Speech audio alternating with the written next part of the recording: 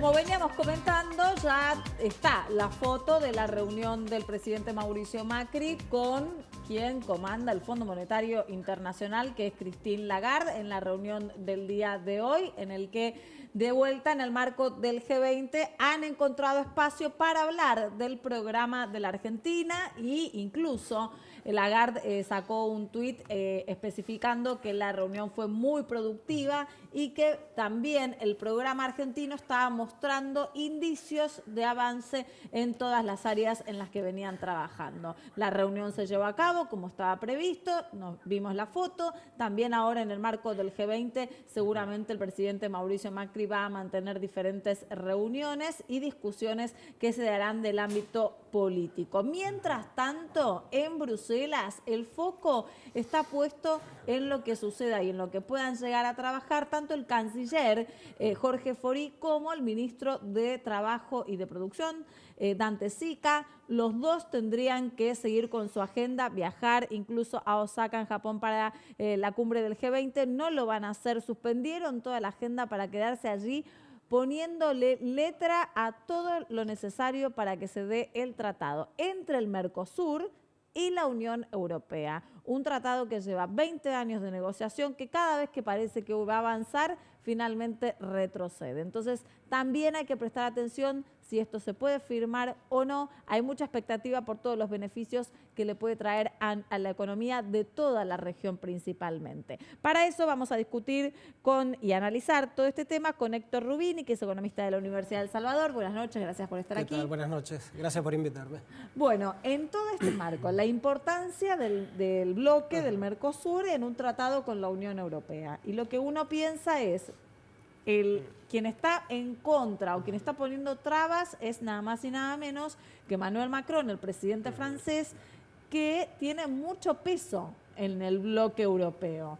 ¿Cómo puede llegarse a limar asperezas y cómo puede llegar a esto a tener un final feliz? Bueno, esto está en esa etapa difícil de los últimos 3-4 meses. El lobby agrícola y sobre todo ganadero de Francia, de Irlanda y de Polonia ha sido el más fuerte, el que ha puesto más resistencia. Y en las últimas, digamos, etapas también se ha sumado algunas dificultades para lograr el libre acceso del azúcar brasileño y de sus derivados a la Unión Europea.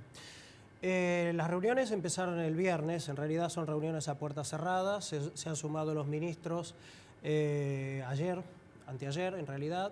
Supuestamente en la noche de hoy ha habido una cena con los comisarios de la Unión Europea para cerrar los últimos problemitas en las negociaciones y la expectativa es, si hay un real progreso entre, digamos, jueves y viernes, la solución feliz, el final feliz esperado es anunciarlo en una conferencia o en una declaración conjunta por parte del presidente Macri y del presidente de la Unión Europea, Juncker, en Osaka, en Japón.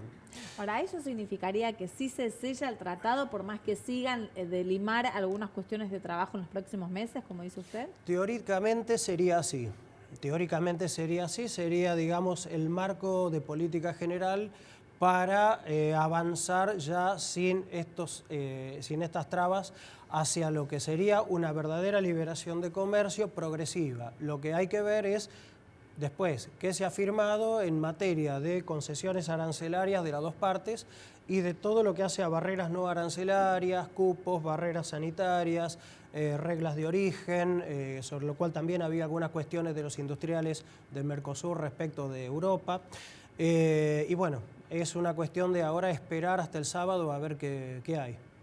Retomo esto que acabas de decir porque es cierto, la Unión Europea está muy preocupada por el ingreso de productos agrícolas del Mercosur y de carne vacuna, pero también es cierto que hay reticencias de nuestro lado. Por ejemplo, hoy leía sobre el cupo de ingreso de autos europeos, sobre todo de parte de Brasil, que tiene una industria automotriz tan fuerte. Qué difícil, ¿no?, ponerse de acuerdo. Es difícil también porque es medio diferente el bloque Mercosur respecto de Europa. O sea, Europa ha avanzado hasta la total integración de los mercados de trabajo, la libre circulación de personas, de capitales. Mercosur está todavía en veremos eso. Tenemos políticas macro y sectoriales totalmente descoordinadas aún hoy. Entonces, obviamente, el impacto del ingreso de bienes importados, aunque sean piezas, semiterminados, terminados, tiene un impacto totalmente diferente sobre Brasil que sobre Argentina. Sumado a otro punto que no es menor, y es el hecho de que buena parte, podríamos decir, el núcleo de lo que ha quedado en pie de Mercosur en los últimos 15, 18 años, está sobre una columna vertebral que es el complejo automotriz. Y un complejo automotriz donde de un lado y del otro tenemos terminales, que en realidad son terminales de fábricas de empresas multinacionales que no son brasileñas ni argentinas, a las cuales le proveen bienes y servicios autopartistas, sí, argentinas y brasileñas.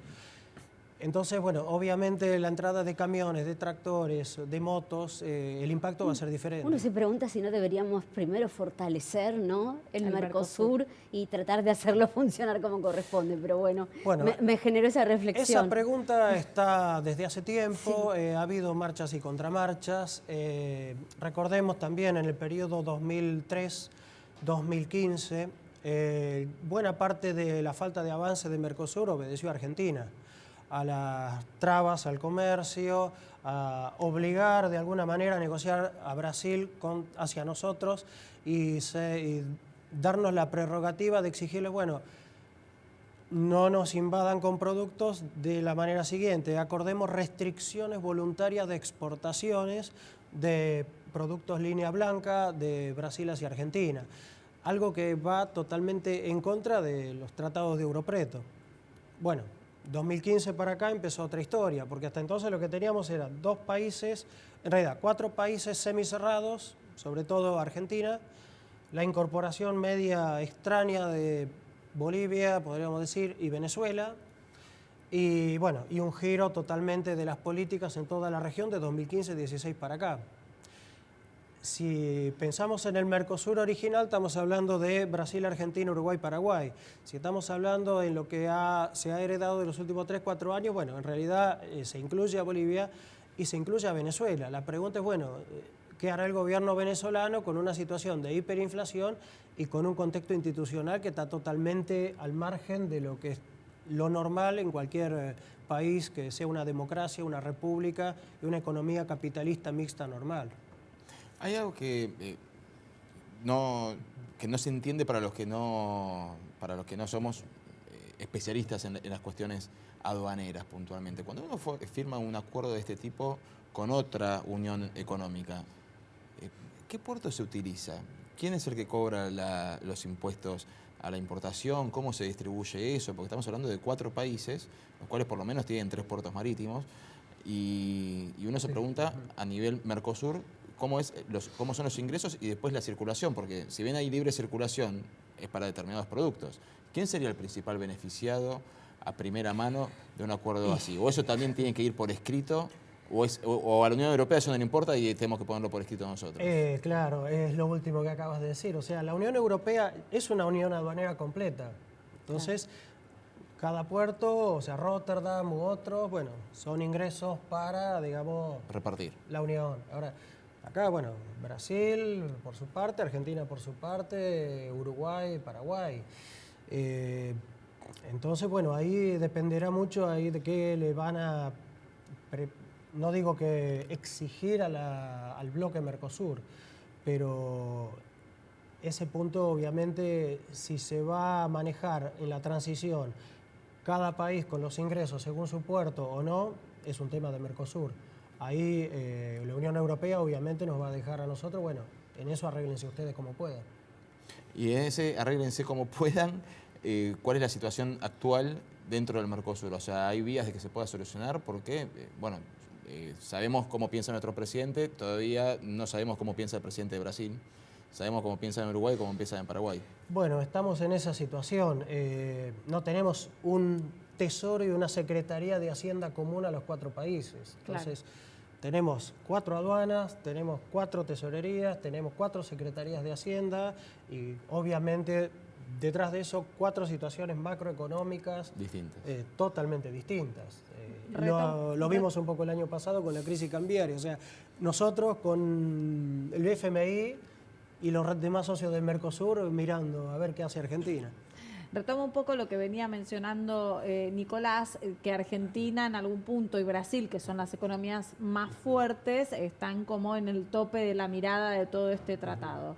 Sin embargo, el mismo Brasil, que es de la economía más fuerte, ahora puede hacer tambalear este tratado porque Macron, que es el que pone las trabas, dijo que si Brasil se retira del Acuerdo de París del cambio climático, en realidad eso iba a ser imposibilitar que pueda haber alguna firma. ¿Usted cree que Bolsonaro en este sentido va a ser más reflexivo?